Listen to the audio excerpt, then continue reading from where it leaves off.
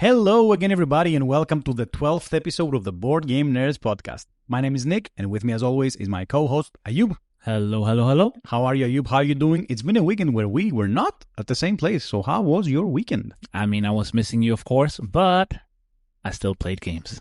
I would love to hear it. Did you play anything good?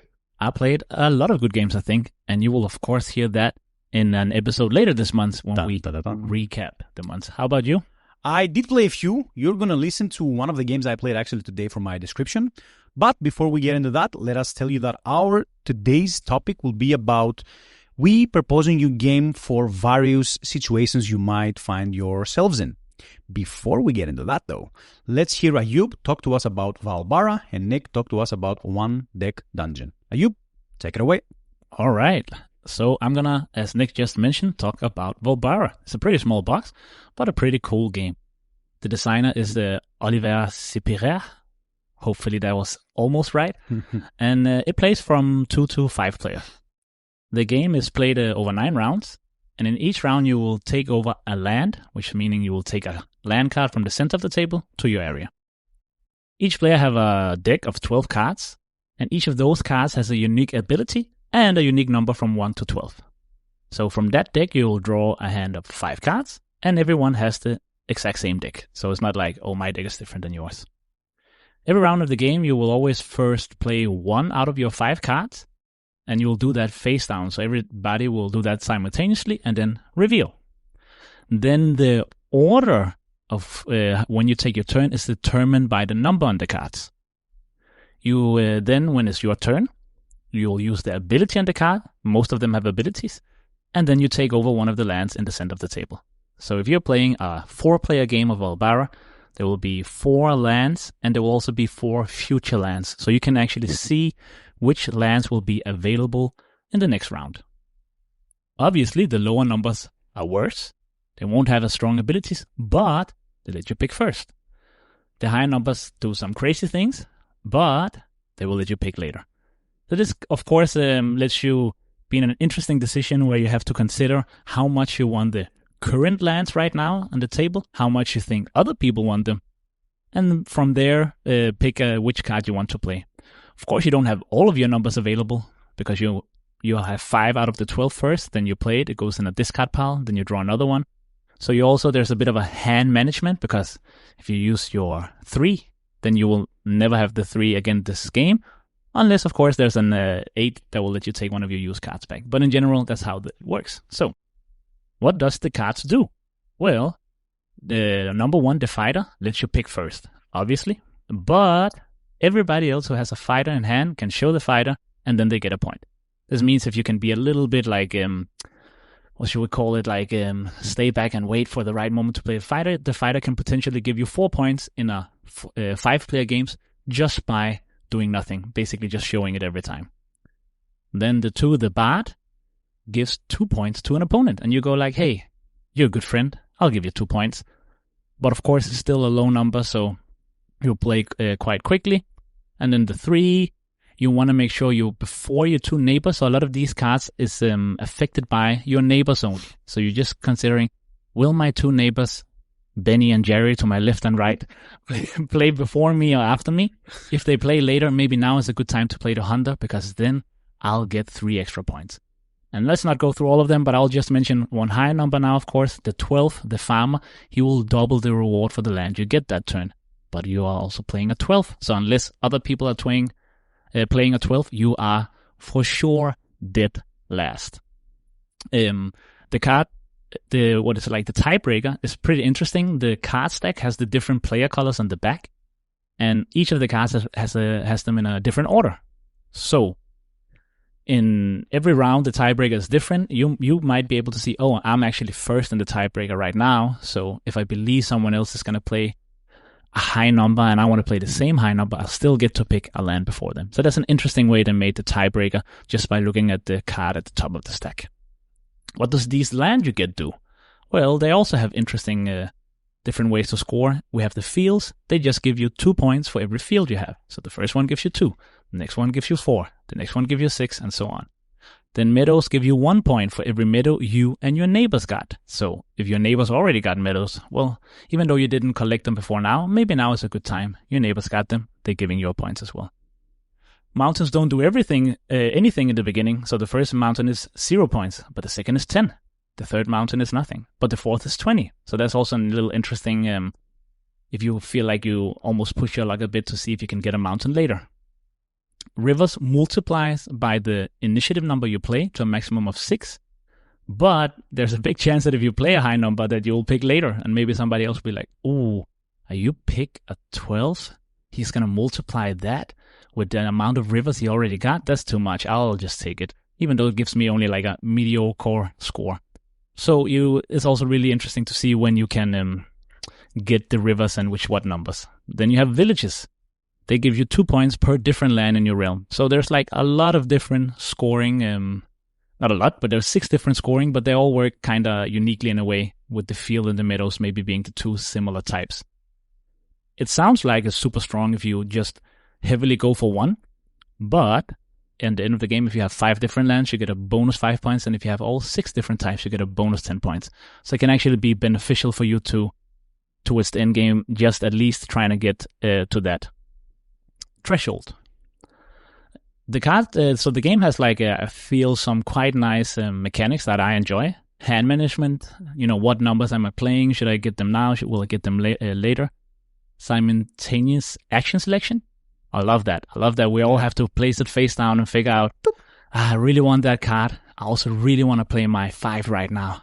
I think this 5, I don't think the others are going lower than this, That whole little tension in such a small box game is super nice.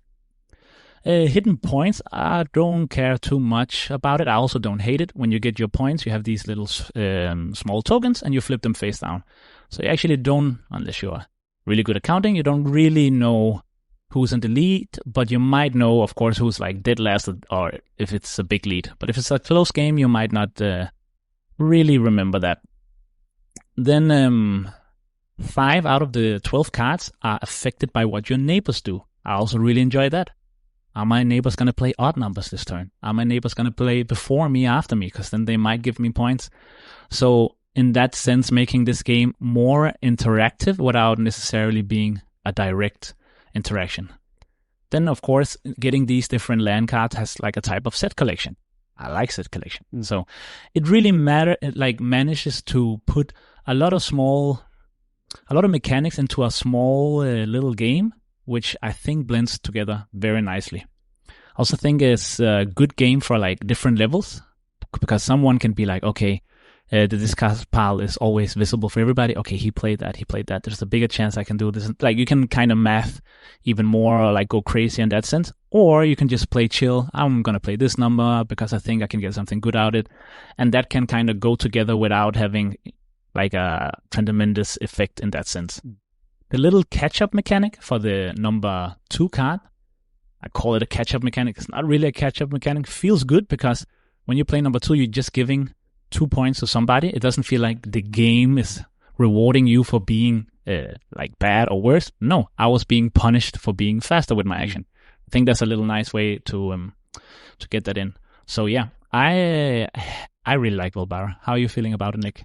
It's a very nice small set collection game. We've played it a couple of times and I really enjoyed almost all my plays of it. It feels fresh, it feels nice. It reminds me of another game, a little bigger game, Libertalia. I don't know if you know it. It kind of has that feeling, but in a very much smaller and more compact way. And I really, really enjoyed our plays of it. I will say number 8. Go for number 8. Very good card. And in general, yeah, very positive thoughts, I think. Yeah, I wouldn't expect me to say that about a small game, but yeah, it's very nice. I really enjoy it. I also think this game has this, this thing where when I'm not playing it for a while, I feel like that game wasn't that great. Then I bring it out, I'm playing it with people, I'm having a great time. I'm not getting like, oh, this is the best game ever, I'm amazed, but I'm like, man, this is good. This is actually pretty good. So I think if you are looking for something that can be played, depending, of course, if you are 3 or 5 people, between like 20 minutes and 50 minutes, everybody can kind of follow along. I would really say Volbara is not a bad choice. I have a trivia question for you. All right, hit me. For Volbara. If I have 4 mountains How many points do I score? If you have 4 mountains, the 4th mountain should be 40. 40. Yeah. So if I place my 4th mountain, I have 40 points. Have 40 points? No. The first mountain gave you 10 the moment you placed it, right? The 4th gives you 20 the moment you placed it. Yeah. But if you're playing it, because in my head I remember with a 12th, that doubles it to 40. But yeah.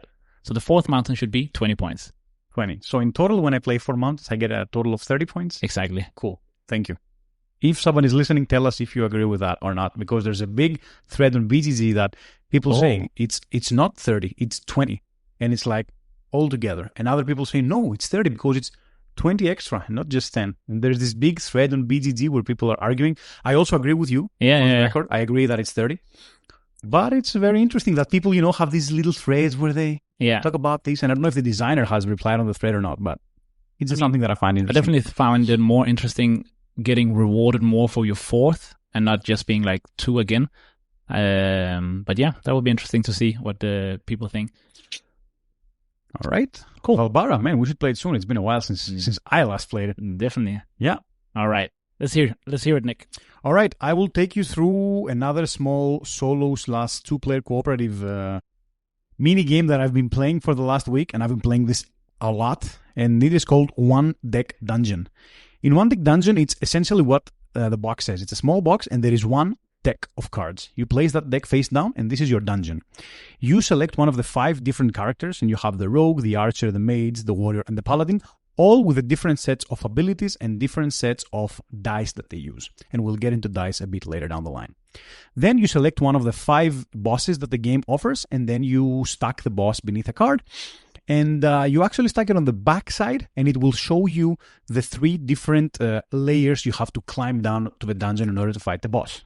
When you start at the first layer, you will have some passive happening. For example, if you fight the Yeti, there might be some chill in the dungeon, and it might be harder for you to fight monsters. And then once you clear that, then you go to the next level, and another layer of difficulty is added on top of the already existing one. And you go to the third one, a third one is added, and then when you defeat all 3, then the card flips, and you actually get to fight the boss. How your turn plays out is you have this deck face down, and whenever the deck empties, that is when you can descend to the next level. On your turn, the first thing you will do is you will take 2 of the cards from the top of the deck and flip them face down. And then you will take your action. There are 2 possible actions you can take. First, reveal 4 rooms.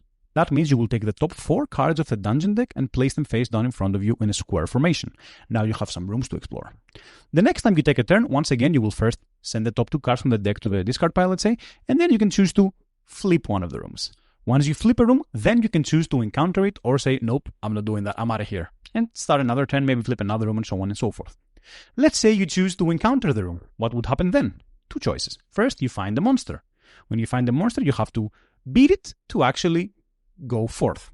You will almost always, unless the monster specifies it, you will almost always win the monster. The thing is how much damage you will take and how much time you will waste fighting it. So the way these games work is you have a set of these really nice small dice, and they come in 4 colors. They come in yellow dice, which are the attack dice. They come in blue dice, which are the magic dice. They come in purple dice, which is the movement dice, and then the black dice, which are the jokers. And each character, depending on their specialization, will have a certain amount of dice. Let's say, for example, the warrior will have a lot of yellow dice, but very few blue dice, because he's good at attacking, but not good at casting spells.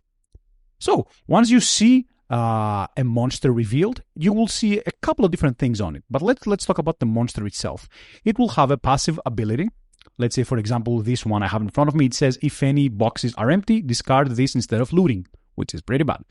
And then it will have some boxes on it.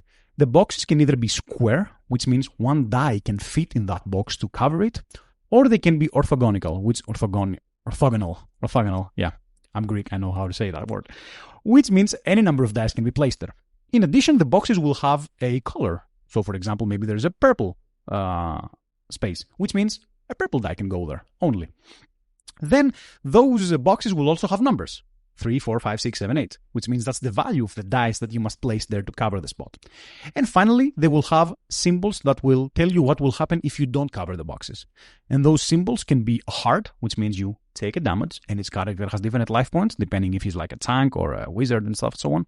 Or, what is it called? A timer, a sun timer. And for every sun timer, one card will be discarded from the deck, which means you will get closer to going down the level. but wait, Nick, isn't that good? Am I getting closer to the boss? It's not, because you want to farm as much as possible, because the later levels and the boss are going to be more hard for you to defeat. Okay, so you found the monsters, you will roll all your dice, and then you will start covering those boxes in order to try and defeat the monster. At the end, you will place as many dice as you want, and then you will check to see if any of the boxes are uncovered.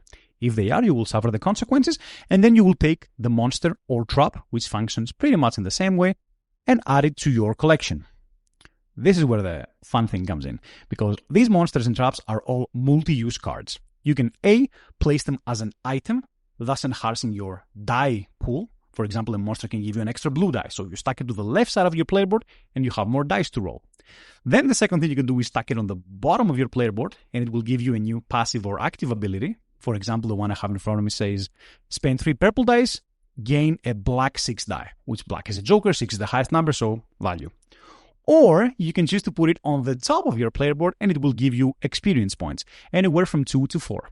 Experience points are very important because in this game you can level up. You can level up to level 4, and every level gives you a more access to items and skills. At the beginning of the game, you can have a maximum of a specific amount, 1 skill and 1 item, I think. And then as you level up, you can get 2 and 3, 4 and 5, so you can carry more items. In addition to everything I just said, the game comes with potions, which come in the form of skills, and whenever you level up, you will get a new potion.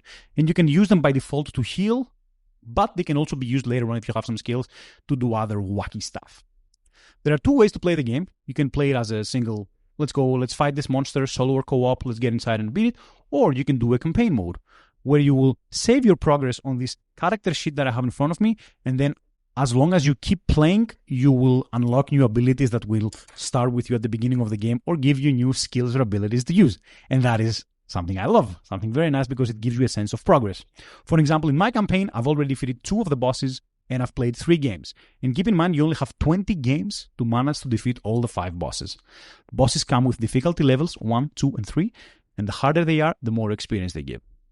There are other things in the game, but this is just a base overview, just to get you to understand what the game is about.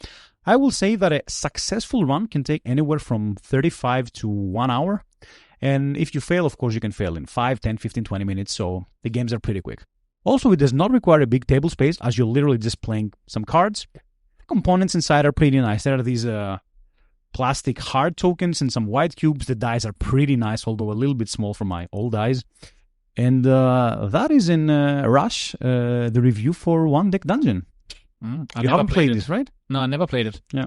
Would you say, now you said how long it played, my concern would be, if I came into it without knowing much about it, that it might feel samey quickly, but I don't know how many cards there is and stuff like that. There are many cards, and you can definitely start seeing the same monsters again and again, but it's very not shamey, because if you play different characters, the way you approach the defeat of the monsters is actually very unique.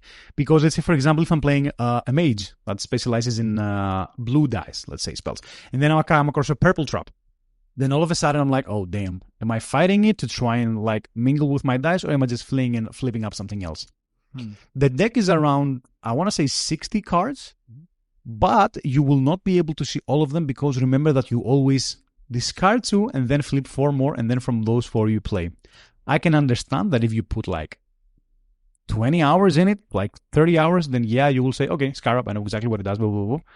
But you will not get to that point, I feel. I feel that this game is good. Like, you play one campaign, and you say to your friend or your spouse, hey, I have this 2-player game. You want to play a campaign with me? Then you also do that, and then I think you are kind of done.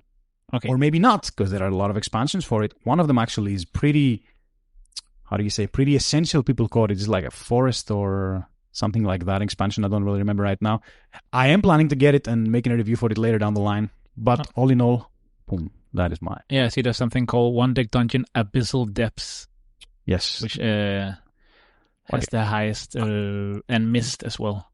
All right. I will find it. Also, a fun fact, the designer of this game, Chris Scherschlik, I hope I'm not butchering your name, was also co-designer in one of the the 2011 Innovation expansions. So, alongside the big old Carl Chadiak. Yeah, the expansion I was talking about, I cannot find it right now, but it's okay. Yeah, you mention it. Yeah. And I think I think it might be a standalone expansion that you can also combine with this, because in this rulebook there are rules for that expansion as well. It's called Forest of Shadows. Ha! Got it. Yeah. And it has new heroes, new encounters, bosses, dungeons, blah, blah, blah, blah.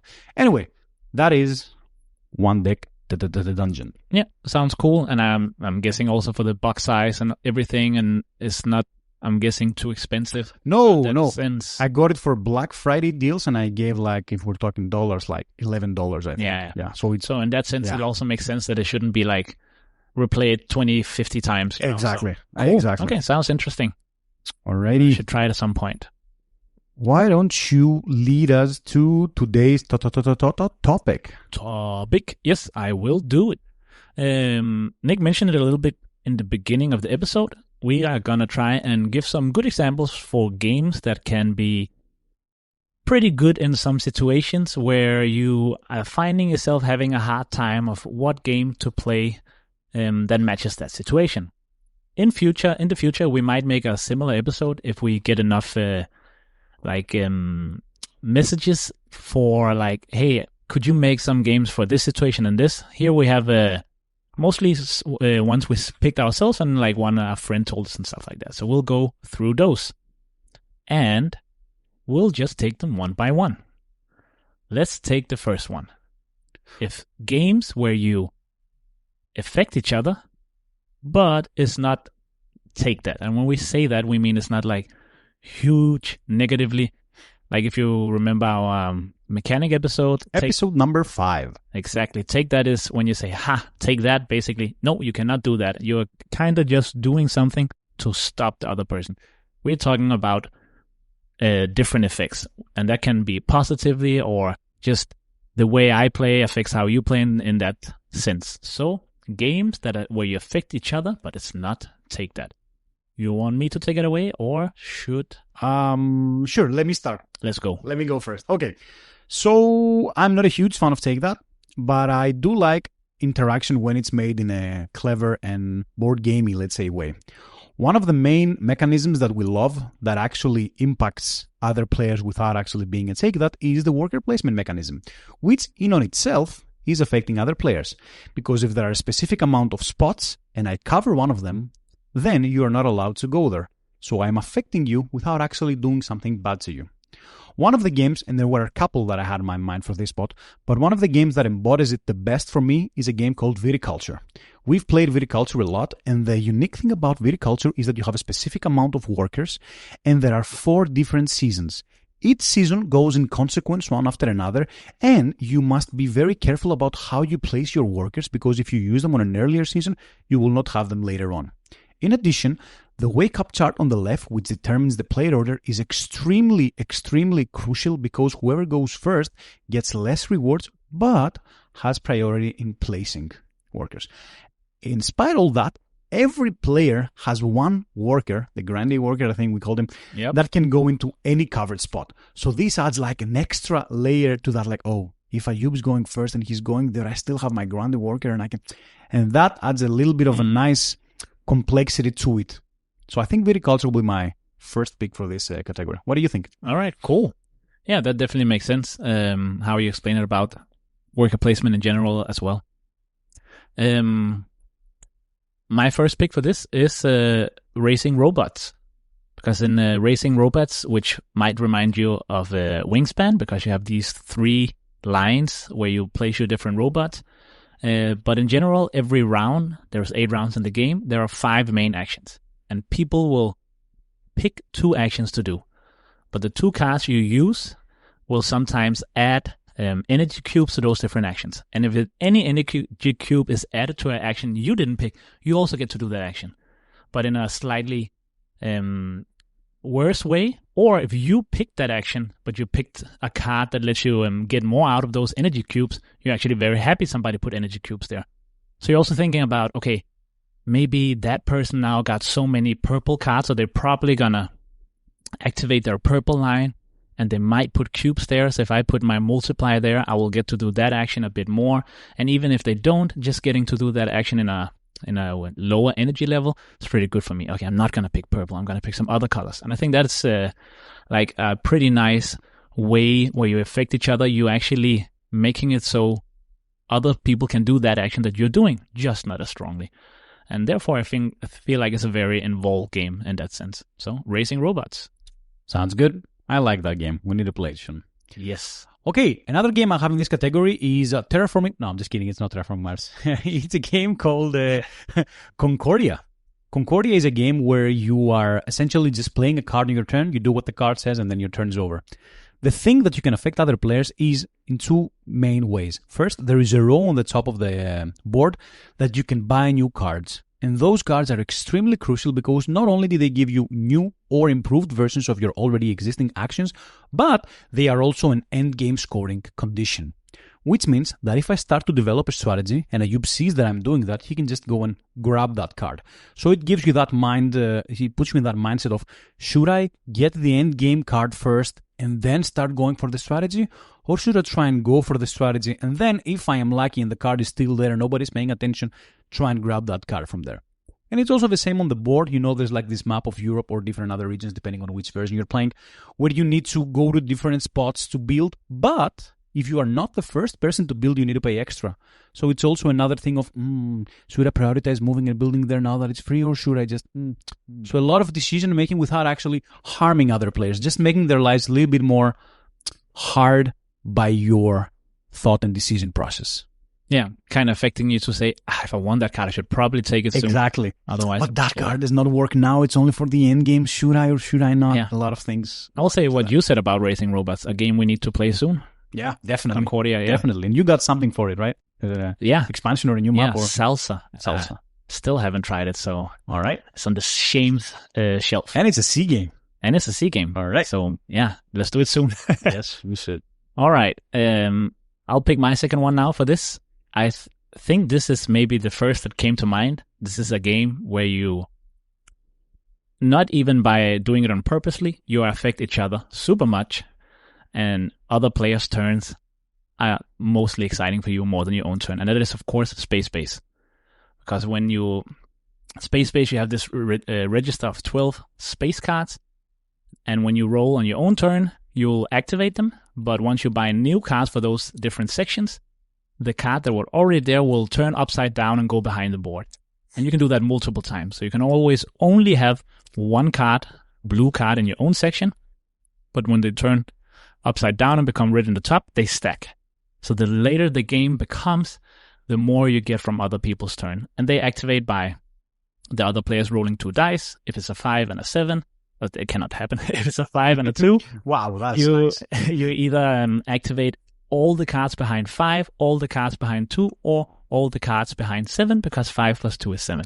So you are super hyped and excited. You can go for a strategy where you just basically will get a little bit on all rolls, and you're like, yeah, give me. Or you can really like just make 1 or 2 numbers pretty high, and you're just really waiting for that moment. Our friend Callan does. Yeah, we're looking at you, Callan. I was about to say, yeah. And he does it with the number 7, which is, of course, more likely to be rolled, but the effects is a little less strong because of that sense itself. But if you buff it up. Yeah, if you get a bunch of cards there, somebody's rolling 7, I'm just like, I look at Callan. Callan's just like, yes, sir.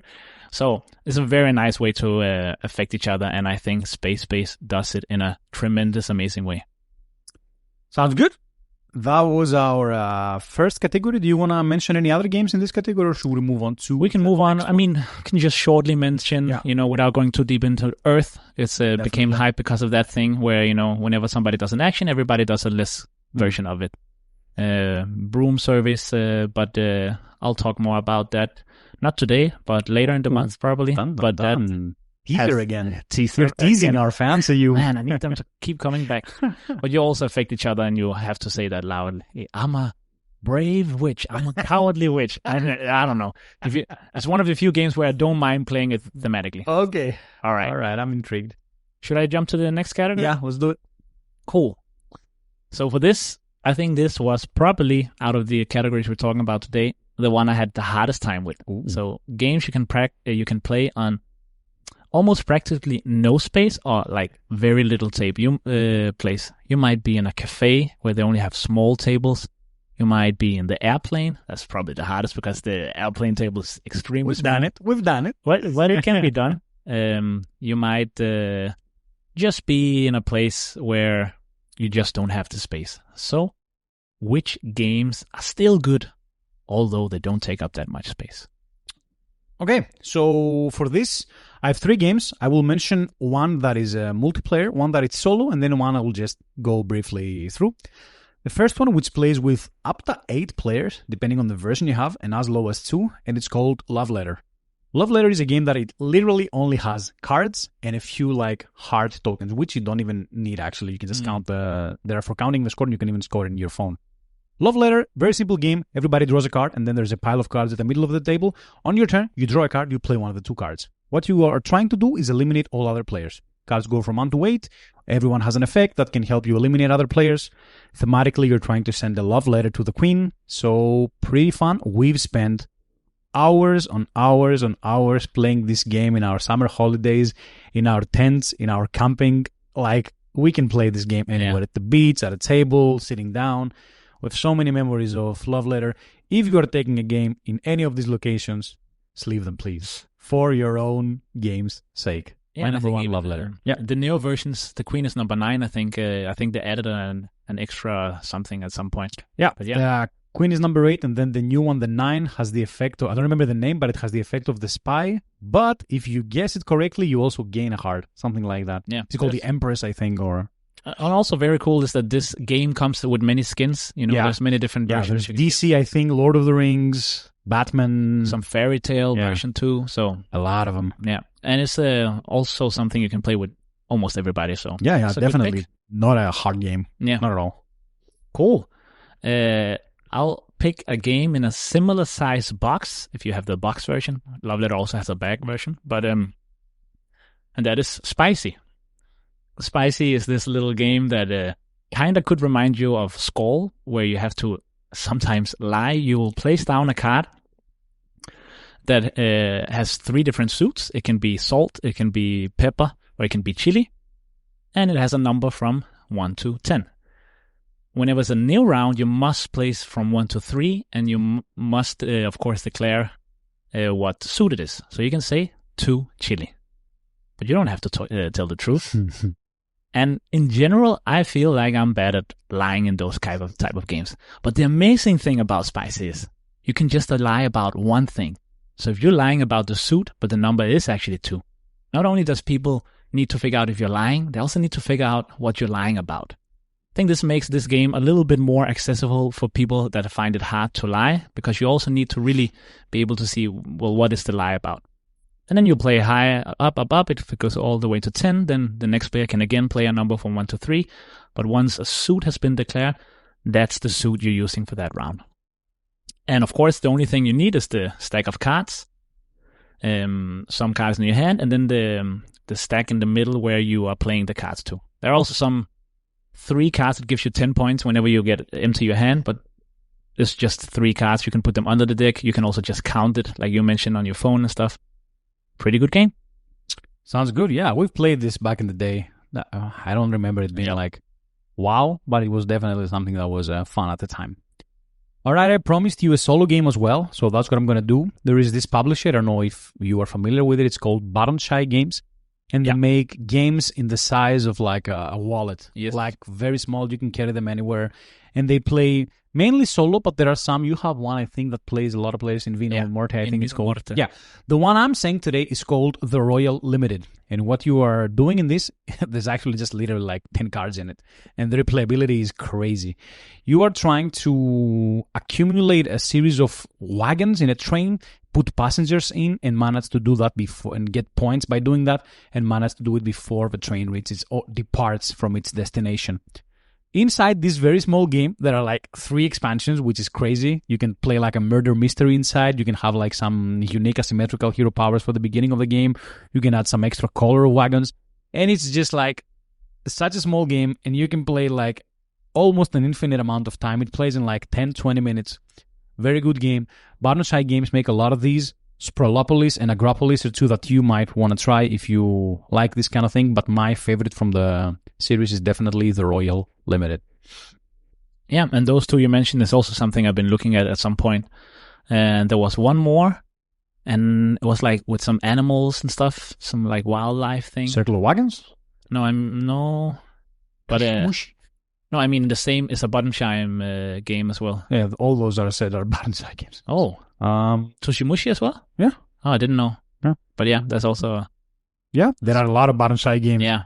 Like I'll find it at some point. All right. Cool. What is your second game? Or did you say two? No, you didn't say. No, I'm gonna say another one. I'm sorry. I'm gonna mention a abstract game. It's not that often I pick abstract games for anything because it's not that often that I feel like playing them. But I do feel like this is pretty cool.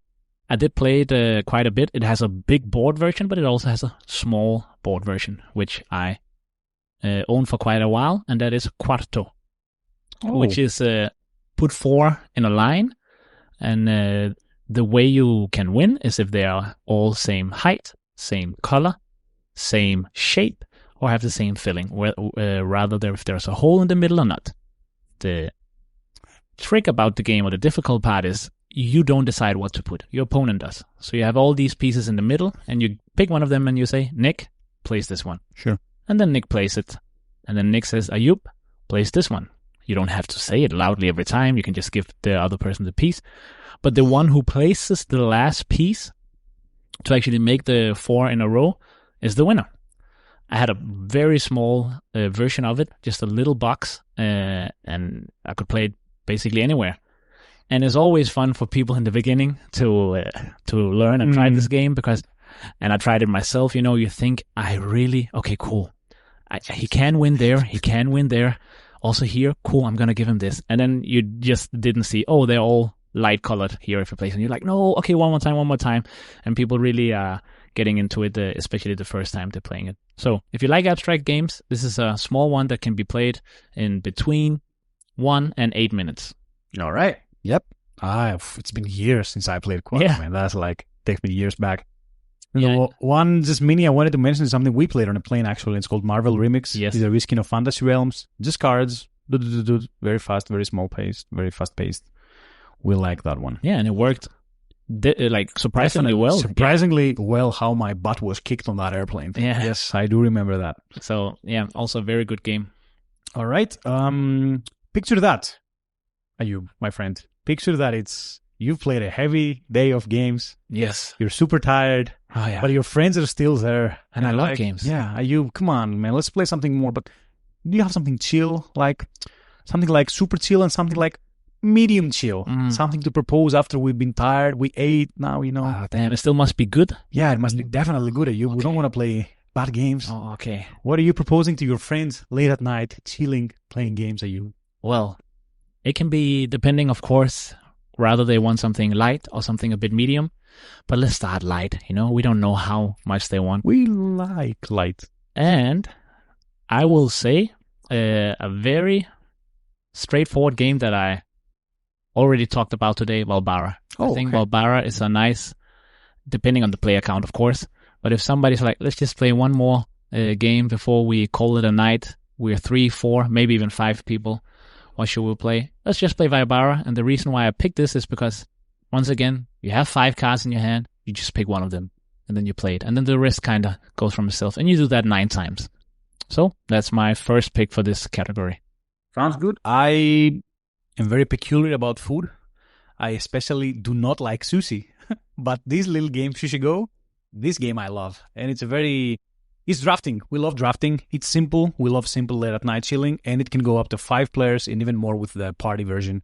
We've played it a bunch. We like it. It's just in a set collection, drafting sushi ingredients game. And I think we've even talked about it a little bit in previous episodes. And my pick would be Sushi Go. Not a huge light enjoyer. If my friend said something like that, I would be like, yeah, sure, I'll bring something light. And I would bring something medium probably to say, yeah, this is light, this is simple. I can explain it. But yeah, Sushi Go is definitely on the lighter side. And also, it looks light. I mean, it looks relaxing, you know? It's not like you need to iconography, all of that. It's very straightforward. And you and you play at the same time, which I think is also important if it's late at night that you don't have to wait a lot for your turn. So very good pick. Exactly. All right.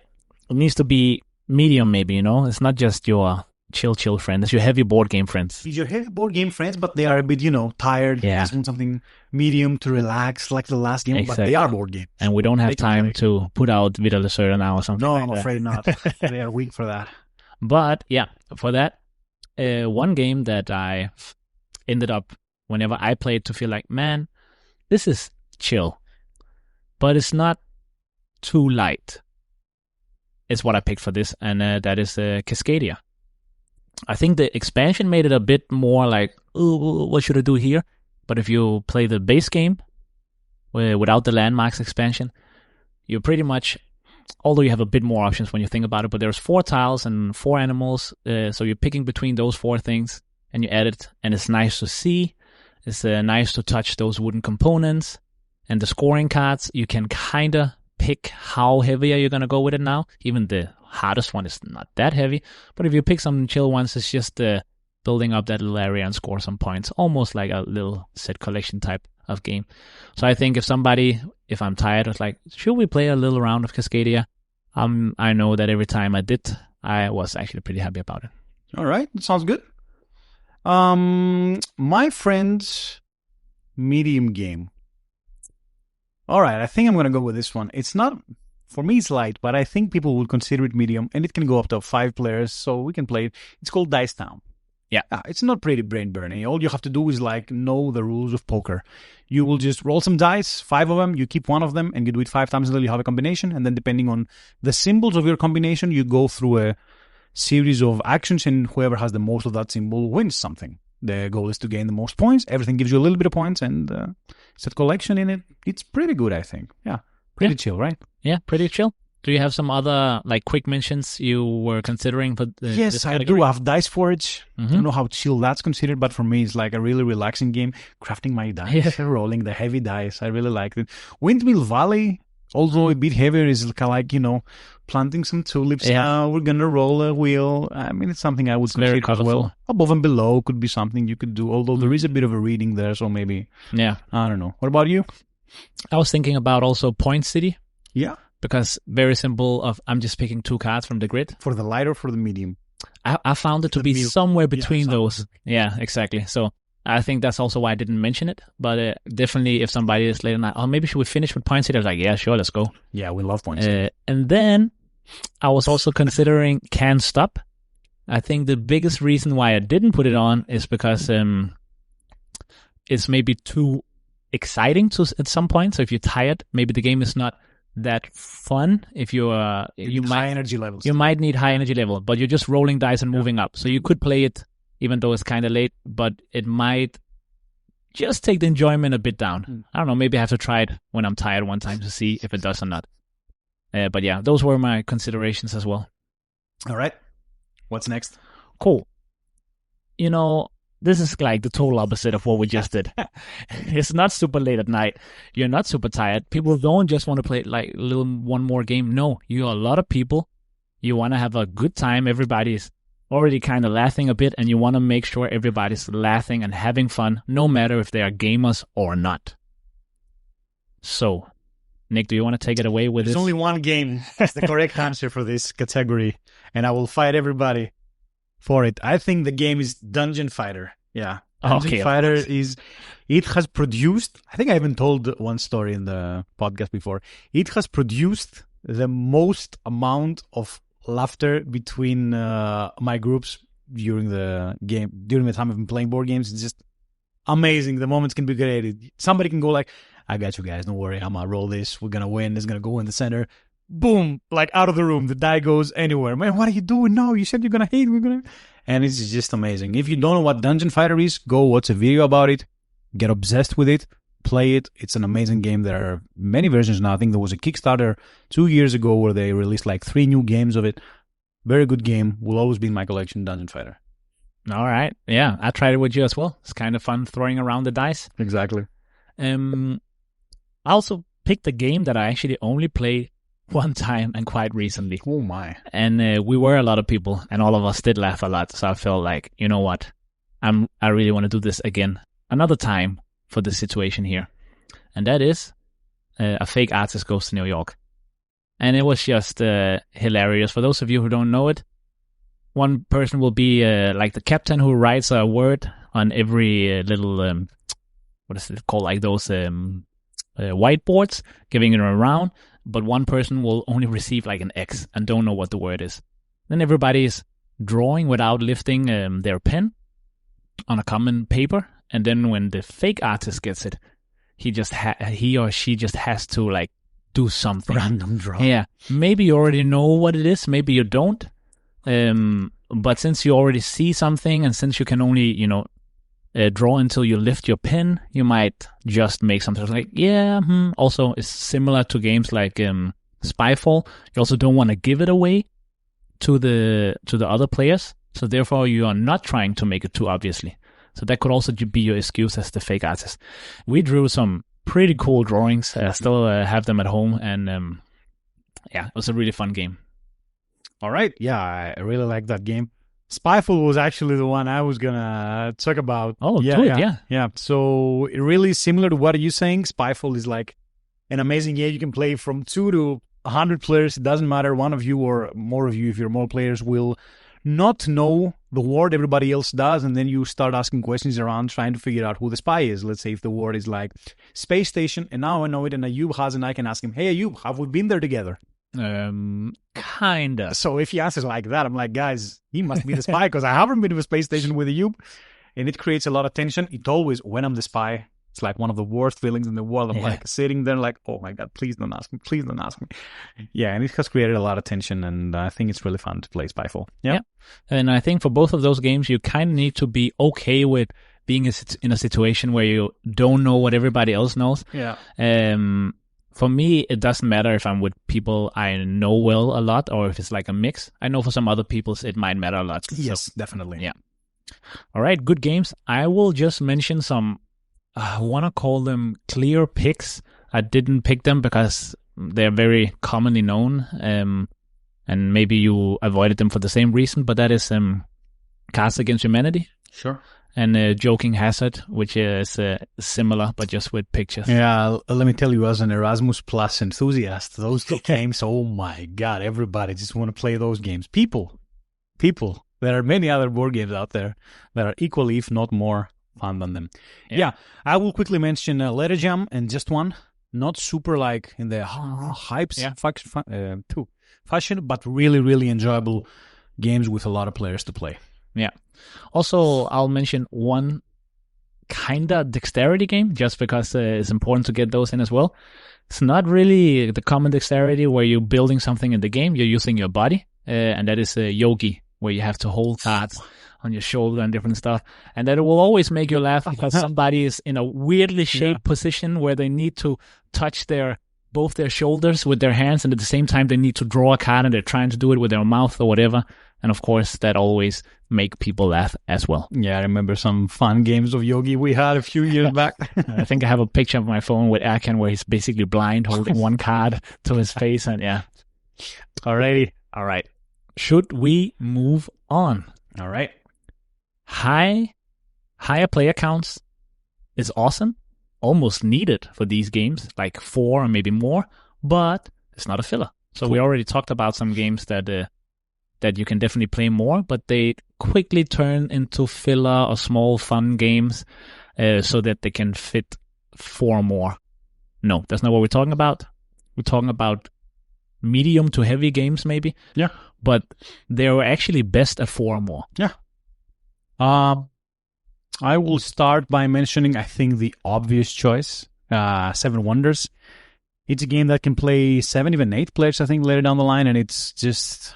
Man, if you start adding expansions, playing the 2nd edition, the game can get wacky. Like wacky. I don't even know what you're doing out there. I just focus on raising my ship here, playing my leader at the right time. Oh, I don't have the money. How dumb am I? Why don't I save the money? Oh, I'm fighting him. But Alex is also fighting me because he used something to try and fight me because that's what he does. And yeah, it can become like an amazing battle. Just amazing after all these expansions we've played. Yeah, 7 Wonders. Yeah. Good game. Pretty good, yeah.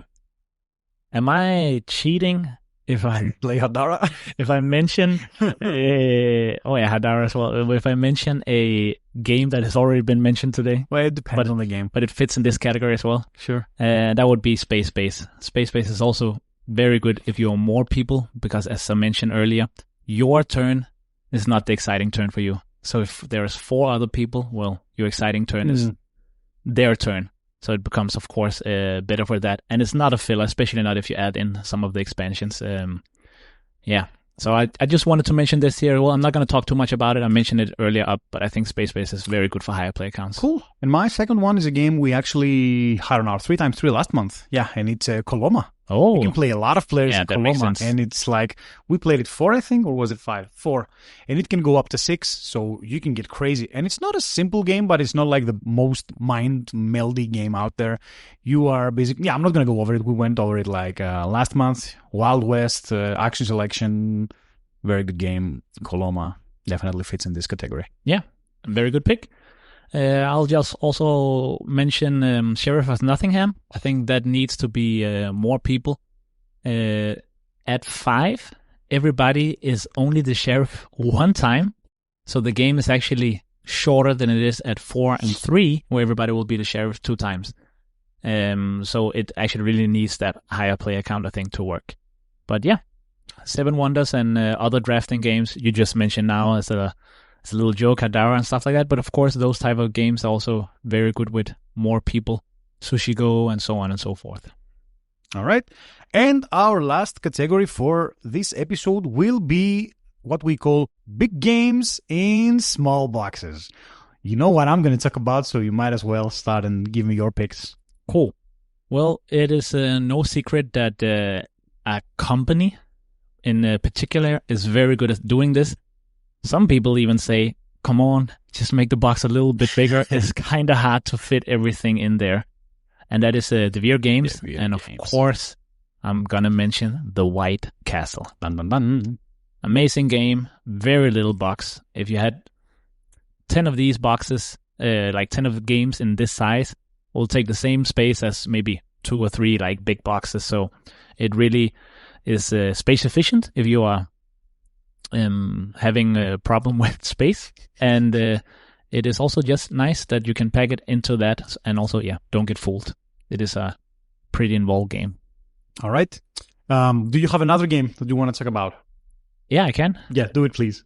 Okay. So I can save mine for last because I have like a big essay thing going on. Okay. Yeah. I'll also mention a game for 3x3 right now. Oh. Which is WoW Space with both expansions. One is just like a mini module. Really nice, though. And the other one is an actual expansion. And with those together, you can really like end up comboing off and getting crazy amount of points. And I think unironically, this might be the most hype of my 6 game. I mean, unironically. Yeah, okay. This mind is also up there, but this might be cool. The most hype game. I'm looking forward to us playing it. It's been a while for me as well with anybody. All right. I need to close this section out with the game that is like the embodiment of a big game in a small box. And of course, I'm talking about the Tiny Epic series. There are 14 different games. And if you're not familiar, go and listen to our episodes, first of all. The 3x3 in particular. If you're not familiar, Tiny Epic Games is, they are Scott Alms games, and they are technically very, very little boxes. Like if White Castle was small, this is like 1/4, maybe 1/5 of the White Castle box. And the games inside are actual games. So I'm going to very quickly mention the 11 games I have and with one sentence explain what they offer. Okay? I'll start. Tiny Epic Galaxies is a strategic dice manipulation game with a space theme. Tiny Epic Quest is a questing game that has customizable meeples. You can actually equip items on your meeples, and it's pretty fun. Tiny Epic Kingdoms, if you like 4X experiences, that's it, streamlined in a very small box. Tiny Epic Zombies is a multi-mode game that you can play co-op, 1 versus many, 1 versus 1, whatever you want. Tiny Epic Westment is like combining poker with worker placement. So if you're into those things, Tiny Epic Westment is for you. Tiny Epic Pirates has a rondel system while also traveling through a sea of neutral ships and trying to get the most points. Tiny Epic Mechs has the programming action with tactical mech battles. Tiny Epic Dungeon is a compact dungeon crawl with modular exploration. Tiny Epic Defenders is a fast-paced cooperative tower defense. My least favorite, by the way. Tiny Epic Vikings is an area control with card drafting and a Viking theme. And then Tiny Epic Crimes, if you like those Sherlock Holmes games, is a detective work and solve crimes with some unique magnifying glass fingerprint mechanics. There's also Tiny Epic Cthulhu, Dinosaurs, and Game of Thrones, but I have no data on them as I do not possess and haven't played them. Whew. That's about it. Well, yeah, you couldn't see it, but I just sat back and enjoyed the show. Yeah. All right. And they are very small boxes. Very, very nice topic. I was very glad you presented this to me. I really enjoyed finding these games out. If you want to see our content, we post pictures of the games we've played on Instagram at Board Game Nerds with an underscore between the words at 777. And also, we have our email where you can send us your topic ideas, your messages, and anything else you want at boardgamenerds at 777@gmail.com. Unboxing videos on our TikTok with the same name. And the most fun little thing we've been doing for the last episodes is our 5 on the fly. If you're following us on Instagram, please go to our story highlights and vote on the previous episodes who has the best 5 on the fly. Ayub could definitely use your votes right now. Yeah.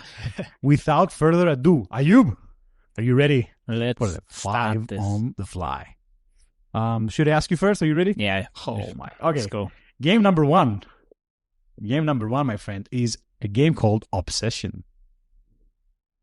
Okay. It's been a while, huh? Yeah.